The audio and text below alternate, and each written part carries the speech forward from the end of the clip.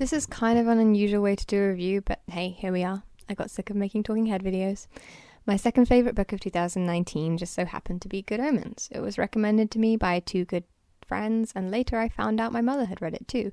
There were a bunch of posts going around online as well that got me curious, and when I get curious, I like to read.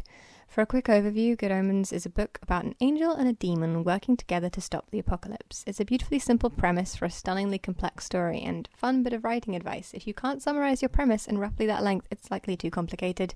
We learn from the greats here. So, let's get started. The characters in this book are all beautifully complex, with their own themes and stories that prevail throughout the narrative and their own arcs that come to completion during the climax, as they should. The structure of the novel, though perhaps meandering to some, is one of the best I've read this year. The quote-unquote main characters of the story are Aziraphale, an angel, and Crowley, a demon, and their long-term adversaries, which means friends. My favourite fact about Crowley is that all of the tapes in his car are Best of Queen albums, because that's what happens to tapes left in cars. And my favourite fact about Aziraphale is that he does his taxes so thoroughly that it's suspicious. These are the agents of heaven and hell, ladies and gentle people.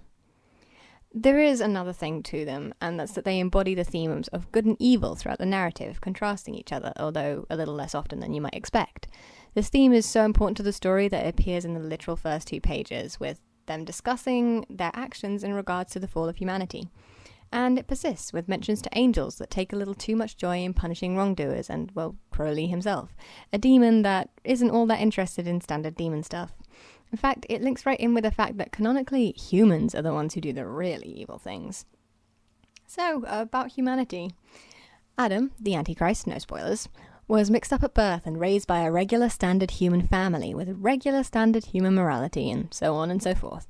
He has regular standard human friends and they do regular standard human things. Plus, these 11-year-olds behave like actual 11-year-olds, which is so rare in a book that I could probably give it 5 stars based purely on that metric.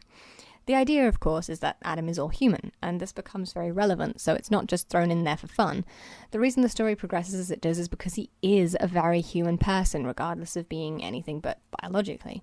Plus, his interactions with the other characters are some of the best in the book, and he's such a sweet kid. He just wants to make the world a way better place. The other big theme, because it's a trinity, I have no idea if this was accidental cleverness or not, is free will. One of the characters, Anathema, is a witch who lives her entire life based on the prophecies of her ancestor, right down to her romantic and sexual decisions. Poor woman. There's this narrative of whether anything that happens is really according to plan, or whether there even is a plan. Personally, I think it's more fun that we don't have a clear answer to that by the end of the book. There are a lot of things that aren't entirely clear by the end, which I think is how I like it. So, what did I think? Well, I really, really like this book. I gave it 5 stars, mostly for the same reason I give any book 5 stars. It made me think about something, it managed to contain a passage that really resonated with me on a spiritual level, and I desperately wanted someone else to talk to about it after I'd read it. I also think that some of the more comedic books and TV shows these days often get written off as not being deep or philosophical in any way, which isn't fair. You see it with The Good Place and you see it here.